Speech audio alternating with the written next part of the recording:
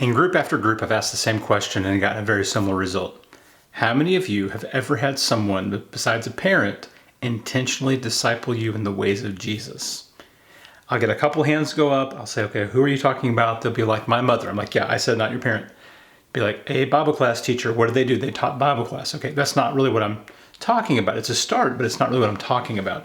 Is someone who intentionally walked alongside you to show you how to live the Jesus life as a disciple of Christ. What's even more rare is someone who disciples people in a simple, reproducible way so that you get more than 2 generations of disciples. You get more of a 2 Timothy 2:2, where Paul tells Timothy to take these things that he's taught and pass them on to reliable people who will then instruct them to others. You have 4 generations. It's a very important principle in disciple-making circles. The 4 generations of disciple making is when you know that what you're doing is really working, that the 4th generation doesn't necessarily know the 1st generation.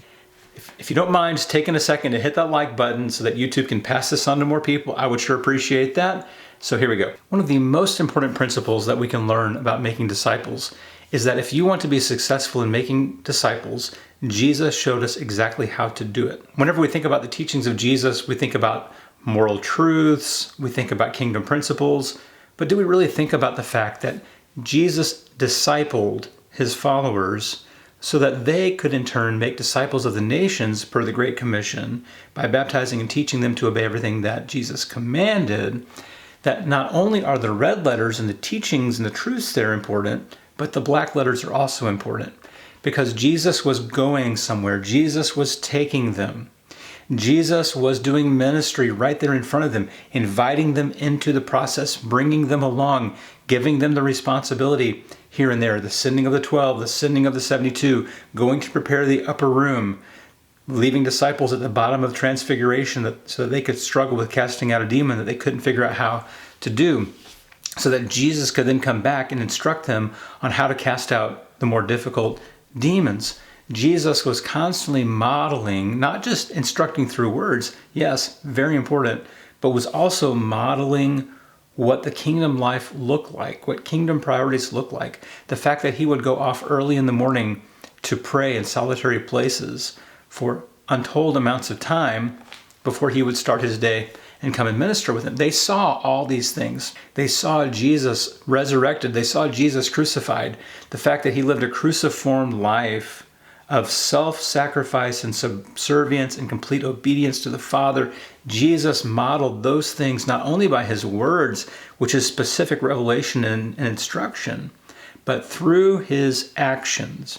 So I challenge you to go back and read the Gospels. Start with the Gospel of Mark, where Mark is like immediately, and then he went here, and then he went there, so much so that some of the English translations begin leaving some of those little words out because it's just so overwhelming, the fast-paced nature of Jesus' action in the Gospel of Mark. Go back through the Gospel of Mark, any of the Gospels, and look to see how Jesus made disciples. Because Jesus was the greatest disciple maker who ever lived. Although he only specifically discipled a handful of people, the people who he discipled, he embedded within them the DNA of the kingdom, which is absolutely invasive and fully reproducible by its very nature. That's the parable of the mustard seed. Although it's a small seed, it goes and it makes these plants that the birds come and perch in. It's all these parables of expansiveness, of leaven, of yeast that spreads throughout. That's the kingdom. It's meant to spread. And so as we make disciples, we're making disciples who can make disciples. That's the Jesus method, is making a disciple in such a way that they then in turn can make more disciples, which is exponential growth. Okay, Jesus was a master at that, so that within a generation, untold numbers of people were brought to Christ and taught specifically in the ways of Jesus as disciples of Jesus.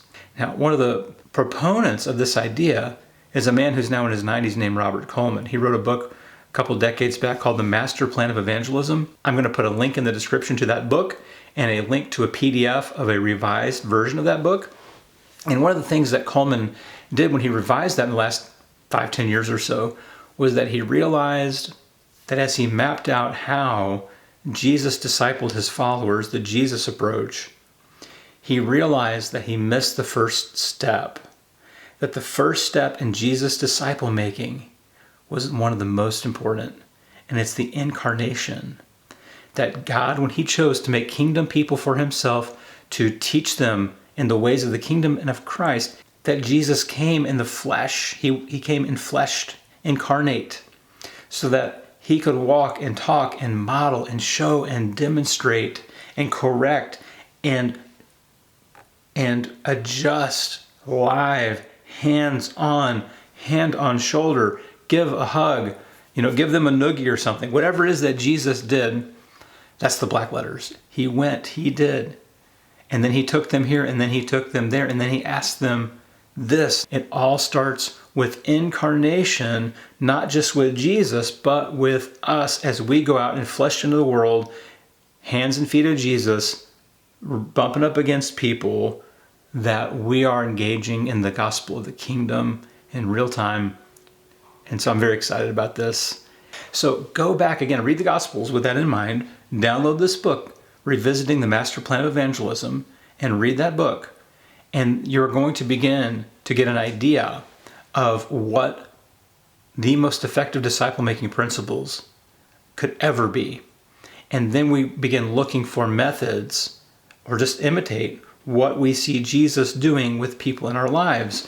So over the next few videos, we're going to be talking about Jesus' disciple-making approach and how we can learn how to make disciples from Jesus. Again, the best disciple maker who ever lived, who can then show us how to make disciples.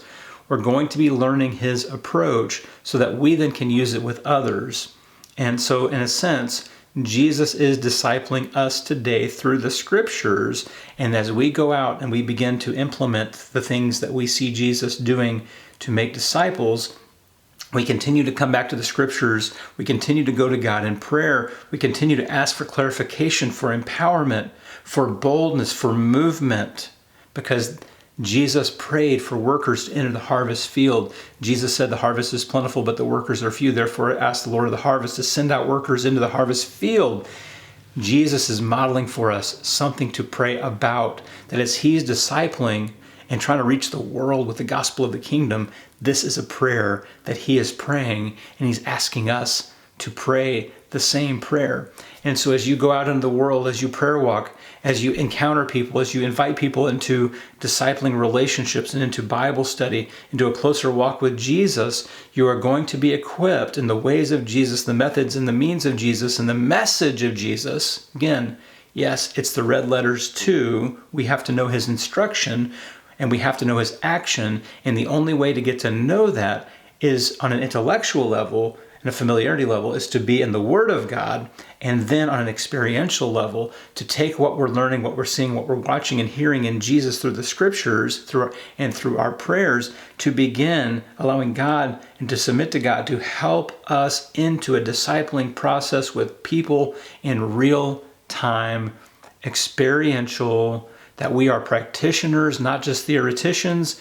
And as we go and as we learn, as we study, as we listen, as we watch and pay attention and experience what disciple making is all about, we are going to get better and better and grow deeper and closer to Christ. In this process, we become deeper disciples.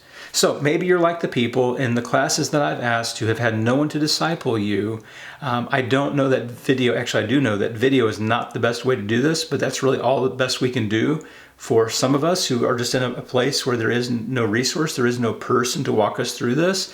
So what I'm doing in these videos is a substitute for me being with you there in person to walk alongside and to show how to go about doing this in the Jesus way. So continue to watch, follow this series. If you haven't subscribed, make sure to hit the bell icon when you do so that you can get notifications of these videos, because I'm hoping, my hope and my prayer, my goal is for these videos to disciple you in the ways of Jesus, or actually to facilitate Jesus discipling you, so that you then can multiply that out to 4, 5, 6, 10, 100 generations.